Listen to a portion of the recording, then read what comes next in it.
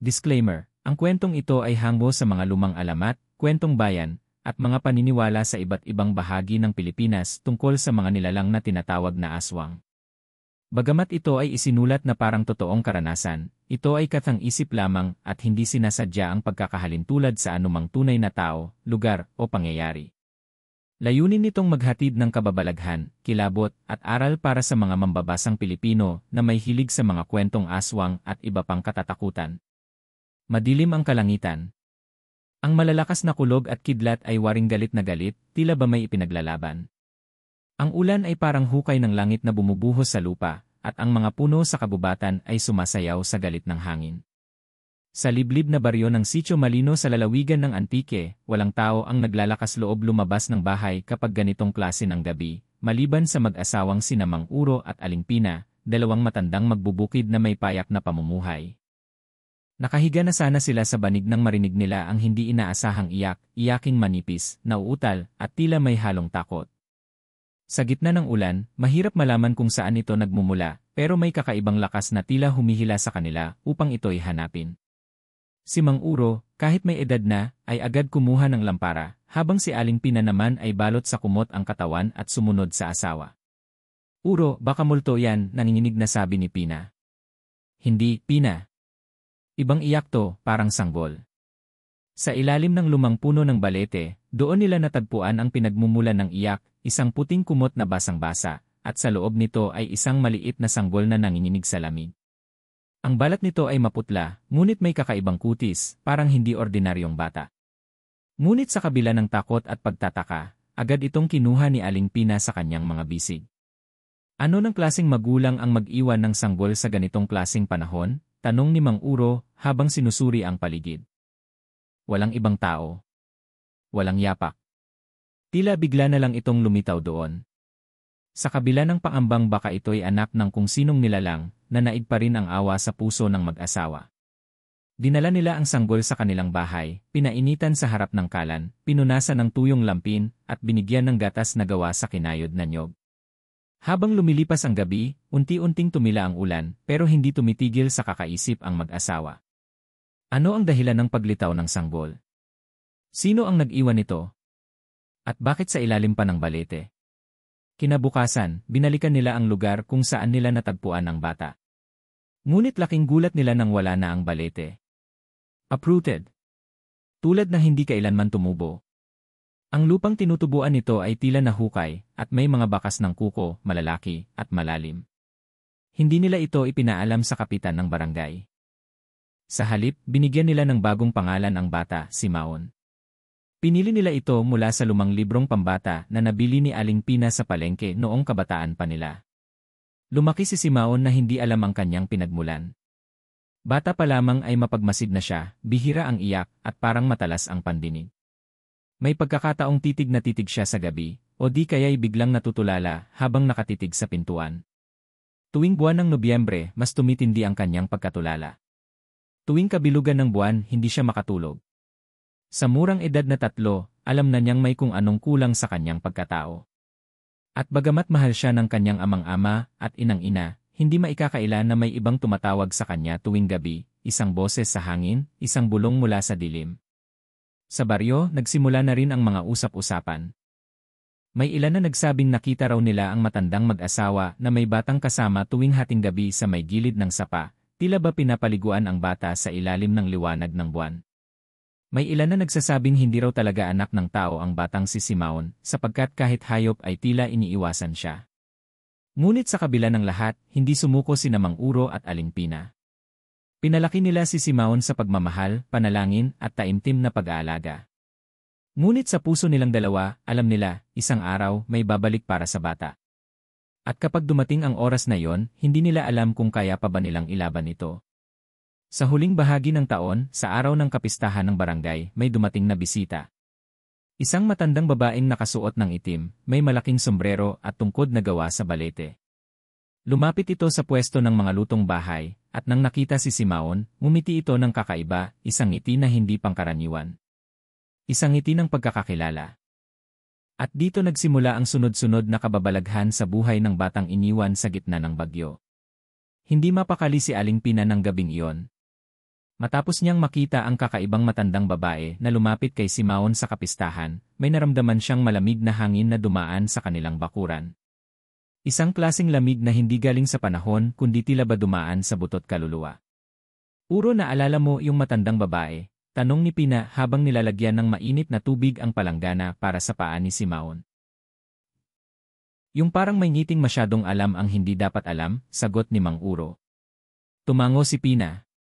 May kung anong hindi ko gusto sa titig niya kay Simaon.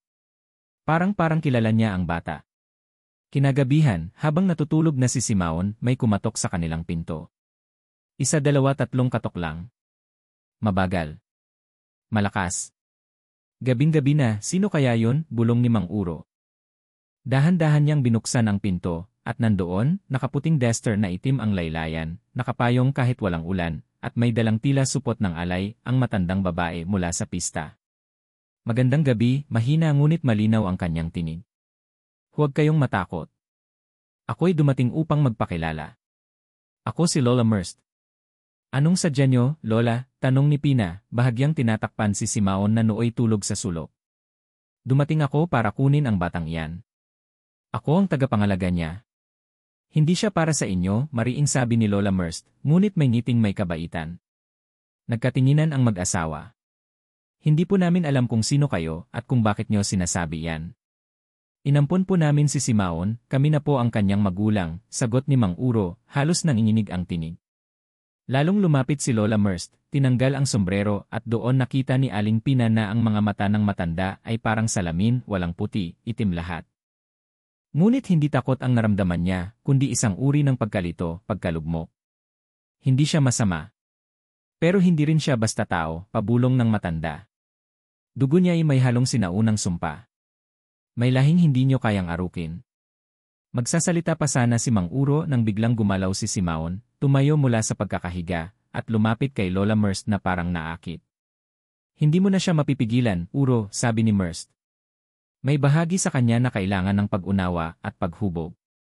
Ibibigay ko yon sa kanya. Napaluha si Aling Pina. Paano kung kunin mo siya tapos hindi na namin siya makita? Hindi ko siya inaangkin, paliwanag ng matanda. Sa halip, alagaan ko siya sa paraang nararapat. Pagdating ng tamang panahon, makakabalik siya sa inyo kung gugustuhin niya. Napuno ng katahimikan ang gabi. Walang makapagdesisyon. Hanggang sa biglang humawak si Simaon sa kamay ni Lola Merst, at sa unang pagkakataon ay nagsalita ng buong linaw, gusto ko siyang makilala. Sa kabila ng pagkabigla, tinanggap ng mag-asawa ang desisyong iyon. Kinaumagahan, dala ang maliit na bag, ilang kasuotan at baong pagkain, isinama ni Lola Merst si Simaon patungo sa isang bahay na hindi matukoy kung saan nakatayo. Sa loob ng kagubatan. Sa ilalim ng ugat. Sa gitna ng dilim. Ang bahay ay gawa sa matitibay na kahoy, may mga palamuting tila buto, at may bubong na pinaglihi sa itim na pawid. Sa halip na apoy, bato ang nagpapailaw dito. Sa halip na asin, durog na halaman at aninong itim ang ginagamit sa pagkain. Sa bawat sulok, may mga simbolo na tila mga mata, at may mga kulintangan ng banga na kumakanta ng mahihinang tono tuwing hating gabi. Simaon, wika ni Lola Merst, dito mo matututunan kung sino ka. Dito mo malalaman kung sino ang tunay mong kaaway. Dito mo pipiliin ang iyong landas. Habang lumilipas ang mga araw, tinuruan si Simaon kung paanong makinig sa hangin, kung paanong makakita ng hindi nakikita ng tao, at kung paanong kilalanin ang tunog ng laman. Pinagbabawalan siyang gumamit ng asin. Pinagbabawalan siyang matulog ng gabi. Sa halip, inaanyayahan siyang makinig sa mga tinig ng kagubatan. Dito niya nalaman ang tinatawag na daan ng buwan, isang lumang panata ng mga nilalang na isinumpa ng langit. Ngunit sa kabila ng lahat ng ito, may bahagi ng kanyang sarili na bumabalik sa alaala ng payak na buhay kasama sina Mang Uro at Aling Pina. Ang puting lampara. Ang tunog ng palay sa gabi. Ang amoy ng kanin na may asin. Minsan, nahuli siya ni Lola Merst na lumuluha sa ilalim ng buwan. Bakit ka umiiyak, Apo? Sapagkat ang lahat ng natutunan ko ay hindi ko maibahagi sa kanila, sagot niya. Ngumiti si Merst. Darating ang panahon, ikaw ang magdadala ng kaalaman sa mga tao. Ngunit bago iyon kailangan mong malaman ang buong katotohanan. At doon sinimulan ni Lola Merst ang pagbubunyag, hindi lang tungkol sa kanya, kundi sa pinagmulan ng kanyang lahi. Ang kwento ng isang batang ipinanganak upang wasakin o iligtas ang mga nilalang sa pagitan ng dilim at liwanag. Lumipas ang mga taon, at si Simaon ay unti-unting lumaki sa piling ni Lola Merst sa bahay na nasa gitna ng kagubatan. Malayo sa mga tao, sa inday ng baryo, at sa karaniwang pamumuhay ng isang batang Pilipino. Ngunit hindi siya lumaki na mangmang. Sa halip, tila ba may kakaibang bilis ang kanyang pagkatuto. Bata pa lamang siya ay marunong na siyang magbasa ng mga lumang aklat na isinulat sa sinaunang baybayin. Tinuruan siya ni Lola Merst kung paano gumamit ng mga halamang gamot na wala sa karaniwang hardin ng tao, halamang gisingin lamang sa panahon ng dilim, at sa ilog lamang ng buwanin kinukuha ang tubig. Hindi siya pinapapasok sa paaralan, ngunit sa bawat gabi, may mga nilalang na bumibisita sa kanilang tahanan. Isang matandang lalaking puti ang mata na nagtuturo sa kanya ng kasaysayan ng mga nilalang sa dilim. Isang dalagang may pakpak na parang paniki na nagtuturo sa kanya ng sining ng pagbabago ng anyo, at isang lalaki na may balbas na gawa sa lumot na nagtuturo sa kanya kung paanong makipag-usap sa mga hayop at anino. Ngunit may mga mahigpit na alituntunin sa kanilang bahay, bawal ang asin, kahit isang patak ay hindi pwedeng pumasok sa loob ng bahay. Ang asin daw ay panira ng anyo at maaaring makasira sa pagkatao ni Simaon kung siya'y hindi pa handa. Bawal ang salamin, walang salamin sa loob ng bahay. Ang dahilan, kapag siya raw ay tumingin at hindi niya nakilalang sarili, maaari siyang masira dahil may dalawang anyo ang kanyang pagkatao. Bawal ang tanong kung saan siya nanggaling, ayon kay Lola Merst, may tamang panahon para malaman ang lahat. Kapag pinilit ang sarili, maaaring magising ang sumpang natutulog. Sa kabila ng mga patakarang ito, natuto si Simaon mamuhay ng tahimik. Wala siyang kalaro, ngunit hindi siya nag-iisa. Ang mga hayop sa paligid ay tila kaibigan niya, ang uwak ay nagtuturo sa kanya kung saan may panganib, ang bayawak ay nagsisilbing bantay sa gabi, at ang mga alitaptap ay naglalaro sa kanyang mga kamay. Ngunit habang siya ay tumatanda, napapansin niya ang ilang bagay na hindi maipaliwanag, tuwing gabi ng kabilugan ng buwan, hindi siya makatulog. Sa halip, parang may bumubulong sa kanyang isip. Mga salitang hindi niya maintindihan, ngunit ramdam niyang bahagi ng kanyang pagkatao. Tuwing ika-12 kaarawan niya, nawawala si Lola Merst. Hindi niya alam kung saan ito pumupunta, ngunit kinabukasan ay may dala-dala na itong kakaibang prutas o halamang hindi niya pa kailanman nakita. Minsang nasugatan siya, imbis na dugo ay tila usok na itim ang lumabas sa kanyang balat. Pagkatapos ng ilang segundo, kusang nagsara ang sugat, walang bakas, walang sakit. Isang gabi, habang nag-igib siya sa ilog, napansin niyang may batang lalaki sa kabilang pampang. Kasing edad niya, naka-uniforme ng pampaaralan, at may dalang bag, nandito ka rin ba? Tanong ng bata. Ngunit bago siya makasagot, naglaho na ito sa isang iglap. Simula noon, nagsimulang magkaroon si Simaon ng mga panaginip. Sa panaginip niya, naroon siya sa isang baryo. May dalawang matandang nagluluto ng kanin, may ilaw ng lampara, at may malamig na simoy ng hangin. Naririnig niya ang kanyang pangalan, paulit-ulit, Simaon. Simaon anak. Nagising siyang pawis na pawis, at hindi niya maintindihan kung bakit may pait sa kanyang dibdib. Parang may parte ng sarili niyang gustong bumalik sa isang bagay na hindi niya maalala. Sa mga panahong iyon, unti-unti niyang kinukwestiyon si Lola Merst. Lola, saan po ba talaga ako galing? Minsang tanong niya. Ngunit ang sagot ng matanda ay palaging pareho, may tamang panahon para sa lahat. Huwag mong pilitin ang pintuan ng alaala. Kapag binuksan mo ito nang wala sa oras, baka hindi mo kayanin ang laman nito. Sa labas, patuloy ang katahimikan. Ngunit sa loob ni Simaon, may unti-unting bagabag. Alam niyang hindi siya tulad ng karaniwang tao. Ngunit ayaw niyang tanggapin na siya'y ibang nilalang. Hindi pa. Hindi ngayon. Sa kanyang ika-14 na kaarawan, isang kakaibang bagay ang nangyari.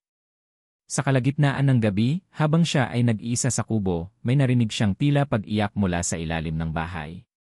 Pagbaba niya, nakita niya ang isang hayop, isang aso na puti, nanginginig at tila sugatan.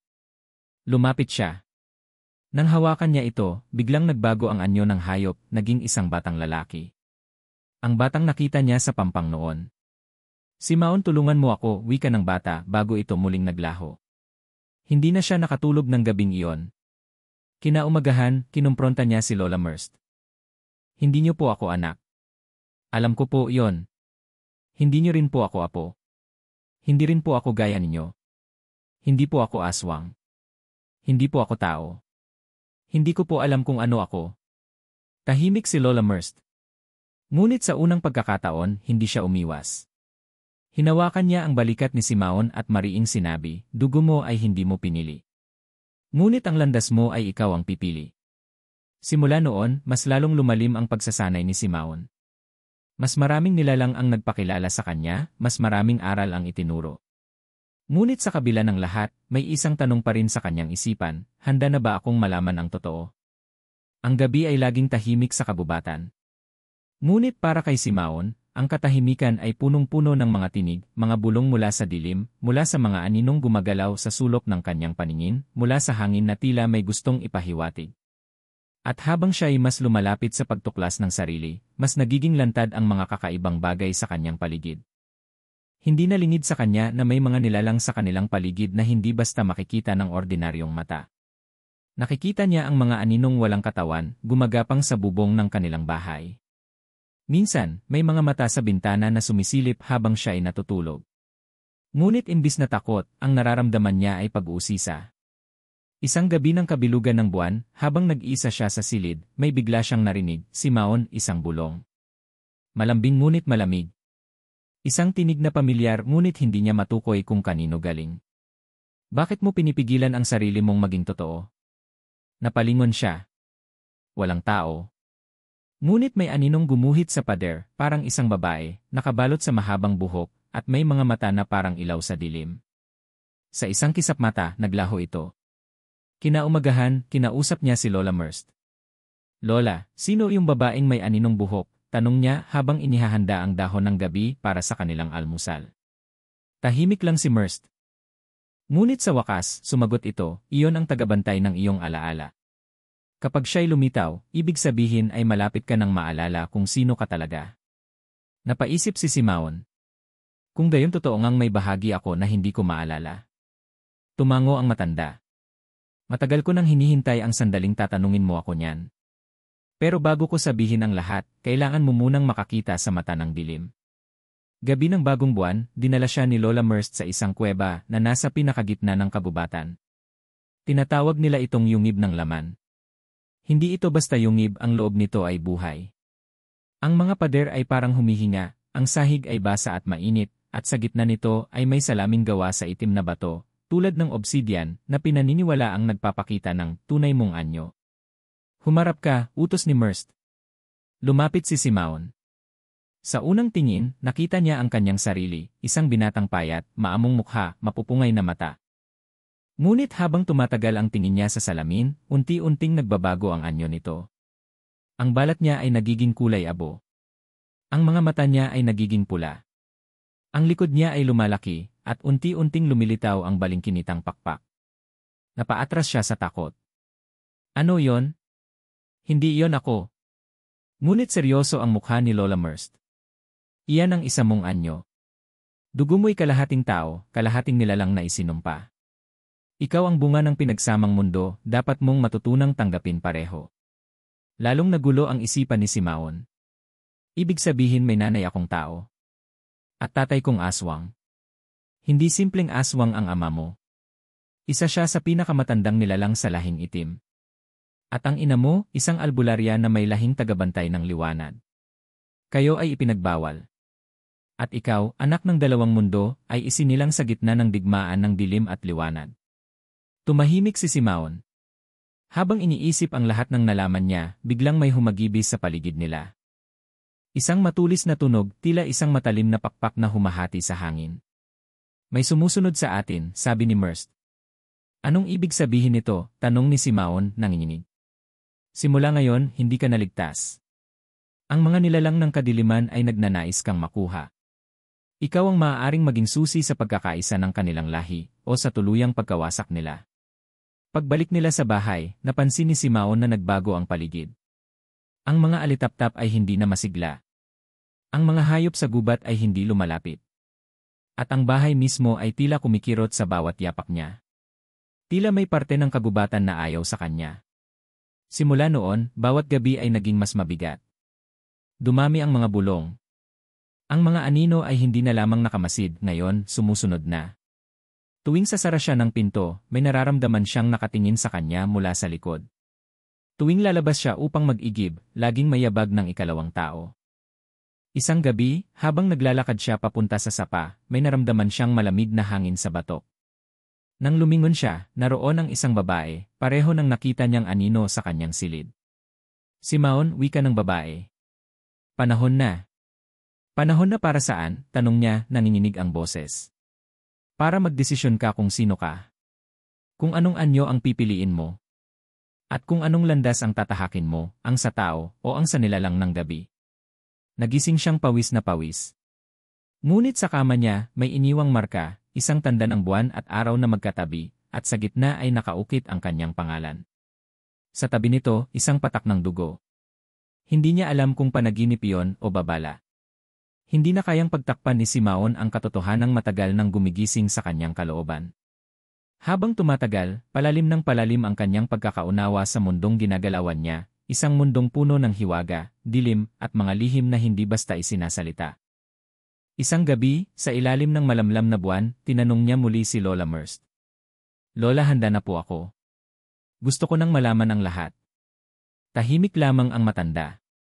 Pinagmasdan niya si Simaon, ngayon ay isang binatang may tindig ng matatag na mandirigma, ngunit may mata ng isang batang sabik sa katotohanan. "Mabigat ang dala ng katotohanan, Simaon," wika ni Merst. "Kapag binuksan mo ang pinto nito, wala nang balikan." Tumango si Simaon. "Hindi ko na rin naman kayang mabuhay sa gitna ng dilim na walang pangalan." Muli silang naglakad patungong yungib ng laman. Ngunit sa pagkakataong ito, may dala si Merst na puting sisidlan, yari sa buto ng punong balete at nilagyan ng mga ukit ng sinaunang wika. Ipinatong niya ito sa altar ng yungib. "Ito ang sisidlang naglalaman ng alaala ng iyong ina, Anya." Agad na napatigil si Simaon. "Alaala ng aking ina." Bago siya mawala, inilipat niya sa akin ang lahat ng alaala na nais niyang malaman mo balang araw. Ngunit hindi mo ito matutunghayan sa salita, kundi sa pananaw ng kanyang puso. Ipinikit ni Merst ang kanyang mga mata. Sa isang iglap, ang buong yungib ay tila binalot ng usok, at ang itim na salamin ay naging malinaw, tila nagbukas ng bintana ng nakaraan. Sa loob ng salamin, nakita ni Simaon ang isang dalagang albularya, maganda, mahinhin, at may mata ng katalinuhan. Siya si Luna, ang kanyang ina. Nakita niya kung paano ito tinangkang patayin ng mga nilalang ng gabi dahil sa isang sinaunang paniniwala na ang kanyang sinapupunan ay maglalabas ng nilalang na kayang tapusin ang kasaysayan ng mga aswang. Ngunit ang higit na ikinagulat ni Simaon ay ang susunod na pangyayari. Isang nilalang ang dumating upang iligtas si Luna, isang nilalang na may pakpak, pulang mata, at balat na tila hinango sa anino. Siya ang ama ni Simaon. Hindi niya pangalan ang narinig, kundi isang sigaw sa hangin, takip silim. Pagkatapos ng pagtakas, nagtago ang dalawa sa isang lugar sa pagitan ng liwanag at dilim. Doon isinilang si Simaon, hindi sa mundo ng mga tao, at hindi rin sa pugad ng mga halimaw. Siya ay isinilang sa hangganan. Ngunit sa oras ng kanyang pagsilang, dumating ang mga nilalang ng gabi upang kunin siya at patayin ang kanyang ina. Para mailigtas si Simaon, ibinigay ni Luna ang kanyang anak sa isang espiritual na tagapagbantay kay Lola Merst. "Simaon, ikaw ang anak ng propesya," bulong ni Merst habang nanatiling sarado ang kanyang mga mata. "Ang propesya ng dugot anino. Ang siyang magtatapos o magpapatuloy sa lahing isinumpa." Natulala si Simaon. Ang buo niyang pagkatao ay biglang lumubog sa alon ng rebelasyon. Ang ina niya ay hindi siya isinuko, kundi isinakripisyo ang sarili para sa kanya. At ang ama niya ay isa sa pinakamakapangyarihang halimaw na kilala sa alamat ng mga aswang. Ngunit hindi pa roon natapos ang lahat. "Bakit ngayon lang?" tanong ni Simaon, nanginginig ang tinig. "Bakit hindi niyo agad sinabi?" "Dahil sa oras na malaman mo ang lahat, sisimulan ka ng habulin ng dalawang mundo," sagot ni Merst. "Ang mga nilalang ng kadiliman ay gustong mapasa iyo, gusto kanilang sanayin, gamitin, at gawing bagong hari ng kanilang lahi. Samantalang ang mga tagapangalaga ng liwanag, gustong wakasan ang pag-iral mo, sapagkat ikaw ay banta sa balanse." Lalong nabigatan ang dibdib ni Simaon. "Wala na ba akong ligtas na lugar?" "May isa," wika ni Merst. "Ang pagpili. Hindi ka isinilang para lang gamitin ng isa sa dalawang panig. Ikaw ay isinilang para pumili, ikaw lang ang may kakayahang pumagitna, o wakasan ang digmaan ng liwanag at dilim." Habang unti-unting lumilinaw ang lahat kay Simaon, naramdaman niyang tila may bumabang lakas sa kanyang katawan. Hindi ito kapangyarihang gaya ng karaniwang salamangka. Ito'y isang uri ng malay, ng malalim na koneksyon sa lahat ng bagay sa paligid niya. Naririnig niya ang mga ugat ng puno, ang buntong hininga ng hangin, at ang tibok ng mga nilalang sa di kalayuan. Simaon, Ani Merst, panahon na para makilala mo ang sarili mo, hindi bilang anak, kundi bilang nilalang ng kapalaran. Sa gabing iyon, muling lumitaw ang aninong babae, ang tagabantay ng alaala. Ngunit sa halip na manahimik, lumapit ito kay Simaon at nagsalita sa mas malinaw na tinig, ang susunod mong hakbang ang magtatakda ng kinabukasan ng lahat. Sa kanyang isipan, umalinganggaw ang tanong, pipiliin ko ba ang lahi ng aking ina, ang landas ng liwanag at kabutihan? O pipiliin ko ba ang lahi ng aking ama, ang kapangyarihan ng dilim at kapangyarihang hindi kayang tumbasan ng tao? Sa dilim ng kanyang silid, wala siyang narinig kundi ang paghinga ng gabi. Ngunit sa kanyang puso, may isang apoy na unti-unting naglalagablab. Pagkalipas ng mga araw matapos malaman ni Simaon ang tunay niyang pinagmulan, tila mas lalong naging magulo ang kanyang damdamin. Kahit pa nililinaw ni Lola Merst na siya'y may karapatang pumili ng sarili niyang landas, hindi maalis kay Simaon ang bigat ng katotohanang tumama sa kanyang puso. Anak siya ng dalawang mundong magkaaway, isa sa liwanag at isa sa kadiliman. Habang umaga ay tila tahimik pa ang kapaligiran, sa gabi ay lalong tumitindi ang kanyang mga naririnig. May mga tinig na palihim na bumubulong sa kanyang pandinig. May mga anyo ng anino na tila nag-aanyaya sa kanya. At minsan, bigla na lang siyang nagigising mula sa panaginip na tila totoo, mga panaginip kung saan siya ay lumilipad, nakikipaglaban, o pinupuri ng mga nilalang na hindi tao. Simaon, sabi ni Lola Merst habang pinapakain siya ng inihaw na ugat ng punong anino, alam kong may gulo sa puso mo. Ngunit ang gulo na yan ang magpapanday sa iyong desisyon. Hindi ko pipilitin ang kahit anong panig. Ang tanging tungkulin ko lang ay ilahad ang totoo. Tumango si Simaon. Gusto ko pong malaman paano po nagtagpo ang mga magulang ko. Bakit ako ang piniling buhayin sa gitna ng lahat ng ito? Sa pagkakataong iyon, hindi na nag-atubili si Merst. Ibinahagi niya ang buong kwento. Si Luna, ang ina ni Simaon, ay isang albularya na pinanganak sa lahing tagabantay ng liwanag. Isang tagong samahan ng mga manggagamot at espiritual na mandirigmang may tungkuling bantayan ang balanse ng kalikasan at espiritu. May kapangyarihan si Luna na gamitin ang liwanag upang gamutin ang may sakit, basagin ang mga sumpa, at patigilin ang mga nilalang ng gabi sa kanilang panggugulo. Ngunit isang gabing tag-ulan, habang naglalakbay si Luna upang hanapin ang isang nawawalang mutya sa bundok ng Madyaas, nakasalubong niya ang sugatang nilalang ng dilim, isang lalaking may balat na maitim na parang abo, may matang pula, at may pakpak ng paniki. Siya ang tinatawag na Takip Silim, ang ama ni Simaon. Dapat ay nilabanan ni Luna ang nilalang, ngunit sa halip, nakita niya ang sugat at kahinaan nito. Ginamot niya ito, at sa loob ng ilang linggo, inalagaan niya ito nang hindi niya alam ang tunay nitong pagkatao. Sa panahong iyon, unti-unti silang nagkagustuhan sa isa't isa. Hindi sa kapangyarihan o hiwaga, kundi sa simpleng pagmamalasakit sa isa't isa bilang dalawang nilalang na pagod na sa digmaan. Ngunit nang malaman ng lahi ni Luna ang kanyang ginawa, siya'y itinakwil. Gayon din si Takip Silim, ipinagkanulo ng sarili niyang lahi dahil pinili nitong magmahal kaysa sumunod sa sumpa ng kadiliman.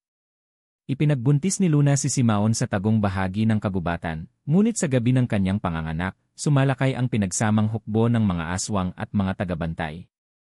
Nagkaisa sila sa iisang layunin, patayin ang sanggol. Kaya sa tulong ng natitirang kapangyarihan ni Luna, at sa huling pagkakataon na ipinagtanggol sila ni Takip Silim, naiwan si Simaon sa ilalim ng balete, sa bakuran ni Mang Uro at Aling Pina. Sa tagubilin ni Luna, si Merst ang kumuha sa kanya kinabukasan upang mailayo siya sa magkabilang mundo. Bakit hindi nila ako pinatay agad? Tanong ni Simaon. Dahil naniniwala silang hindi ka mabubuhay ng mahina. Kailangang makita muna nila kung alin sa iyong dugo ang mangibabaw, ang liwanag o ang dilim. Napakagatlabi si Simaon. Ngayon, nauunawaan na niya kung bakit laging may bumubulong sa kanya. Kung bakit laging may aninong sumusunod. Kung bakit kahit simpleng ilaw ng lampara ay minsan ay sumasabog kapag siya'y nagagalit. At kung bakit, kahit anong gawin niya, hindi siya ganap na kabilang saan mang mundo. Pero kung may lahi ako ng kabutihan, bakit ramdam ko na minsan ay mas madali ang magalit? Mas madali ang sirain kaysa magpatawad. Dahil hindi kabutihan o kasamaan ang nakataga sa bato sa iyong katauhan, Simaon, paliwanag ni Merst. Ikaw ay dalisay, dalisay sa kahulugan na ikaw ay malaya. Walang lahi ang dapat magdikta sa'yo. Sa'yo manggagaling ang desisyon. Muling nanahimik si Simeon. Ngunit sa kanyang puso, unti-unti nang nabubuo ang tiwala sa sarili. Hindi upang itanggi ang kanyang pinagmulan, kundi upang tanggapin ito. Ang dugo ng kanyang ina ay dumadaloy sa kanyang ugat, matatag, mapagmahal, may malasakit. Ngunit naroon din ang lakas ng kanyang ama, matapang, makapangyarihan, at kayang protektahan ang mundo kung kinakailangan. Habang iniisip niya ang lahat ng ito, biglang lumitaw sa labas ng kanilang bahay ang isang itim na ibon. Isa itong sigbin na may pakpak, tagadala ng mensahe ng kadiliman. Bitbit nito ang isang tangkay ng balete na may nakaukit na titik, panahon na. Nagtitipon na raw ang mga lahi ng dilim. Nais nilang kunin si Simeon upang kilalanin siya bilang tagapagmana ng trono ng gabi. Ngunit hindi ito basta karangalan. Kapalit nito ay ang pagtalikod sa pagiging tao. Kapalit nito ay ang pagiging ganap na nilalang ng kadiliman. Simeon, wika ni Lola Merst, darating na sila. Hindi mo na sila matatakasan. Ngunit tandaan mo, hindi ang dugo ang magpapasya kung sino ka, kundi ang puso. Sa gabing iyon, hindi na siya nakatulog. Sa kanyang isipan, muli niyang naalala sina Mang Uro at Aling Pina. Naalala niya ang kanin na may asin. Ang payak na buhay. Ang mga gabing tahimik, ngunit punong-puno ng pagmamahal. Ngayon, kailangan na niyang pumili. Madaling araw pa lang ay gising na si Simeon. Wala pa ang araw, ngunit ang langit ay kulay abo na, tila nagbabadya ng unos. Sa kanyang pakiramdam, ito na ang araw na matagal niyang inaasahan, ang araw na magpapasya siya hindi lamang para sa sarili, kundi para sa kapalaran ng kanyang lahi at ng dalawang mundong nagsusubok humila sa kanya sa magkaibang direksyon. Panahon na, apo, wika ni Lola Merst habang inilalatag ang telang may bordang sinaunang simbolo. Nasa itaas ng bundok araw-gabi ang itinalagang pagtitipon. Doon ka huhusgahan ng mga matatanda ng dilim at doon ka rin tatanggapin kung pipiliin mong maglingkod sa kanila. Paano kung hindi ko sila piliin? Tanong ni Simeon. Magiging kaaway ka nila, sagot ni Merst. At hindi lang nila ang atake sa'yo. Maging ang mga tagabantay ng liwanag ay maaari ring magtangkang puksain ka. Sa kanilang pananaw, ikaw ay isang aberya, isang panganib sa balanse ng mundo. Hindi sumagot si Simeon. Sa halip, lumingon siya sa malayo, sa direksyong patungo sa baryo ni Mang Uro at Aling Pina. Matagal na niyang hindi sila nakikita, ngunit araw-araw silang bumabalik sa kanyang alaala. Lalo na sa panahong naguguluhan siya. Ilang oras ang lumipas at sinimulan na nila ang paglalakbay. Sa tabi ni Simeon, dala ni Merst ang isang itim na kahon na nilalagyan ng mutyang tagapagprotekta, isang bahagi ng liwanag mula sa ina ni Simeon.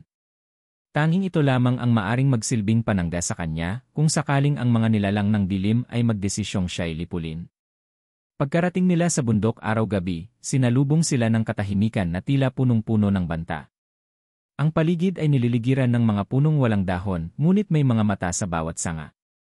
Sa gitna ng pinakabundok ay may isang bilog na altar, ginawa sa abo ng mga nilalang na isinakripisyo noon pa mang unang panahon. Nandoon na ang mga matatanda ng dilim. Sila ay hindi ordinaryong aswang. Ang kanilang mga katawan ay gawa sa anino, ang kanilang mga mata ay liwanag na pulang-pula, at ang kanilang boses ay parang sabay-sabay na nagsasalita mula sa ilalim ng lupa. Simeon, anak ng takip silim at luna, sambit ng isa. Ang iyong pagdating ay hudyat ng pagbabagong matagal naming inaasam. Dumaan ka sa pagsubok, lumaki sa pagitan, at ngayon, handa ka nang pumili. Lumapit si Simeon sa gitna ng altar. Sa kanyang puso ay bumibilis ang tibok. Ngunit sa kanyang mukha, makikita ang paninindigan. Bakit ako? Tanong niya. Dahil ikaw lamang ang may kakayahang buuin muli ang mga lahing nagwatak, sagot ng pinakamatandang anino. Ikaw ang anak ng liwanag at dilim. Ikaw ang maaari naming gawing hari. Kapag tinanggap mo ang trono, dagdag ng isa, ikaw ay magiging makapangyarihan. Kakayanin mong baguhin ang takbo ng panahon. Magsasalita ka at susunod ang anino. Isang pitik mo lamang, luluhod ang mga nilalang sa lupa't ilalim nito. Ngunit hindi agad sumagot si Simeon. Paano naman ang mundo ng tao? Tanong niya. Kung pipiliin ko ang pagiging hari ng dilim, ano ang mangyayari sa kanila? Ang mundo ng tao ay mahina, sagot ng mga nilalang. Sila ay bingi sa mga babala at bulag sa mga lumang kasunduan. Ang pag-iral nila ay sanhi ng pagkasira ng balanse. Sa ilalim ng iyong pamumuno, sila'y malilinis. Malilinis. Isang salitang pumunit sa puso ni Simeon. Hindi ba't ito rin ang dahilan kung bakit nais siyang patayin ng mga tagabantay? Dahil sila'y takot sa pagbabagong dala niya. Tahimik siya. Hanggang sa gitna ng katahimikan, inilabas ni Lola Merst ang itim na kahon. Binuksan ito, at mula sa loob ay sumilay ang isang sinag, banayad, ngunit napakatining. Ang sinag na iyon ay umabot sa dibdib ni Simeon, at sa isang iglap, narinig niya ang tinig ng kanyang ina, "Anak, sa iyo ang huling salita. Ang iyong puso ang tunay na hari." Napaluha si Simeon. Tumayo siya sa gitna ng altar, at sa harap ng lahat ng nilalang, siya'y sumigaw, "Hindi ako pipili ng alinman sa inyo." Gulat ang lahat. Umalinggaw ang boses niya sa buong bundok. "Ako'y hindi alipin ng liwanag. Hindi rin ako bihag ng dilim. Ako si Simeon. At pipiliin kong maging tulay, hindi sandata." Isang sigaw ng galit ang umalingaw mula sa mga nilalang ng dilim. Nanginginig ang lupa. Ang mga mata ng punong may sanga ay nagningning. Magsisimula na sanang lusubin si Simeon, ngunit sa sandaling iyon, umapoy ang sinag mula sa kahon ni Merst. Bumalot ito kay Simeon, at tila'y naging kalasag na liwanag sa kanyang katawan. Pagtaksil, sigaw ng mga matatanda. "Sinayang mo ang pagkakataon. Hindi mo na kami kaalyado." Ngunit mumiti lamang si Simeon. "Hindi ko kailanman kailangan ng alyado para maging totoo ang sarili ko." Sa gitna ng kaguluhan, hinawakan siya ni Lola Merst sa braso. "Simeon, ito na ang simula ng mas mahirap na buhay. Wala ka nang pinapanigan. Ikaw na ngayon ang target ng 2 panig." Tumango siya. "Pero ito ang tamang desisyon. Hindi ako isinilang para mamuno. Ipinanganak ako para mag-ayos." At sa gabing iyon, bumaba si Simeon mula sa bundok. Hindi bilang hari. Hindi bilang halimaw. Kundi bilang Simeon, ang nilalang na pipilit magsanib ng mundong hindi kailanman nagkasundo. Mula sa tuktok ng bundok araw-gabi, bumalik si Simeon sa kagubatan, bitbit ang bigat ng kanyang desisyon, ang pagtanggi sa trono ng dilim, at ang pagpiling magsilbing tulay ng 2 mundong matagal nang magkaaway. Subalit alam niyang ito ay hindi pagtatapos, kundi simula ng isang mas mahirap na laban. Pagdating sa bahay ni Lola Merst, tahimik ang paligid. Ngunit batid niyang hindi na siya ligtas. Ang bahay na minsang naging tahanan ng kanyang katahimikan ay ngayon ay magiging pugad ng kanyang giyera. Hindi laban gamit ang espada o galamay, kundi laban ng panindigan, pagkakakilanlan, at pag-asa. "Lola," tanong niya habang pinagmamasdan ang kalangitan, "ano ang susunod?" "Magtago ka, Simeon. Ngunit huwag kang magpakalayo. Kapag nawala ka, mawawala rin ang balanse," sagot ng matanda. "Ngayon, ikaw na ang magiging sentro. Ikaw ang magiging dahilan ng pag-uusap o pag-aaway." Simula noon, si Simeon ay namuhay sa pagitan ng mundo. Sa araw, siya'y naglalakad sa mga baryo, nagpapagaling ng may sakit gamit ang natutunang kaalaman mula sa kanyang inang albularya. Sa gabi, bumabalik siya sa kagubatan upang harapin ang mga nilalang ng dilim na sumusubok siyang saktan, ngunit hindi upang patayin, kundi upang baguhin ang kanilang pananaw. Sa ilang pagkakataon, dumadayo sa kanya ang mga nilalang na nagtatanong, "Bakit mo kami itinakwil, Simeon? Hindi mo ba kami pamilya?" Ang sagot niya, "Kayo ang aking lahi, ngunit hindi lahat ng lahi ay tama. Ang dugo ko ay bahagi ninyo, ngunit ang puso ko ay sa lahat ng nilalang, tao man o halimaw. Hindi lahat ay tumanggap sa kanya." Sa ilang baryo, siya'y pinaghinalaan. Tinawag siyang anak ng aswang, nilalayuan ng mga tao, at minsan ay binabato kapag lumalapit. Ngunit sa bawat kabataang nilalagnat at ginagamot niya, sa bawat matandang nalulunasan ng pilay, unti-unti siyang tinatanggap, hindi bilang bayani, kundi bilang Simeon, ang kakaibang binatang may malasakit sa kabila ng hiwaga. Sa kagubatan, may mga aswang na minsang umatake sa kanya. Ngunit imbes na labanan niya, tinuruan niya sila ng paggalang sa mga batas ng kalikasan, at ng pagsunod sa panatang luma, isang lumang kasunduan na pinangarap ng kanyang ama at ina, kung saan ang mga nilalang ng gabi ay maaaring mamuhay ng hindi nananakit ng tao, sa halip ay tumutulong sa paggabay sa balanse ng daigdig. Isang gabi, muling nagpakita ang babae sa anino, ang tagabantay ng kanyang alaala. "Simeon," sabi nito, "nakita na ng 2 mundo ang iyong katatagan. Ngunit ngayon, hindi na nila nais kang wasakin, nais ka na nilang gamitin. Nais nila akong gamitin para sa digmaan, tanong niya. Hindi. Nais kanilang gamitin para sa pagkakaisa, pero sa kanilang pabor. Ang mundo ng tao ay gustong gamitin ka bilang sandata laban sa gabi. Ang mundo ng dilim naman ay gusto kang gamitin bilang ahente ng kanilang bagong pag-akyat. Napabuntong hininga si Simaon. Wala pa rin palang tunay na kapayapaan. Wala, sagot ng anino. Ngunit ikaw ang pag-asa. Hindi dahil malakas ka, kundi dahil hindi ka pumapanig kahit kanino. Isa kang salamin sa mundong hindi pa handang tingnan ang sarili. Habang tumatakbo ang mga taon, naging alamat si Simaon sa buong lalawigan. May mga nagsasabing siya raw ay espiritu ng bundok. May mga kwento ng isang binatang kayang makausap ang aswang at kaluluwang ligaw. May mga batang nagsasabing nakita raw nila siya sa ilalim ng punong balete, nakaupo, tahimik at nakangiti. Ngunit sa kabila ng lahat, si Simaon ay nanatiling tao. Tao na may damdamin, may takot, at may pag-ibig. Minsan, nagbalik siya sa baryong pinanggalingan, kina Mang Uro at Aling Pina.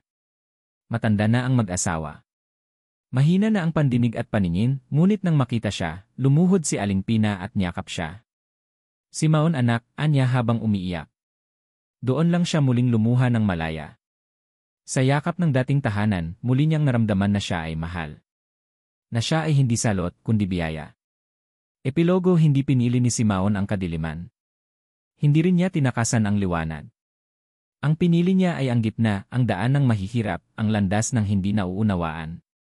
Ngunit sa daang iyon, siya ay naging tulay ng pagkakaintindihan, boses ng pag-asa, at liwanag sa gitna ng takot. At sa bawat kwento ng kagubatan, palaging may binabanggit, may isang sanggol na iniwan ngunit lumaki upang maging simula ng bagong mundo. 43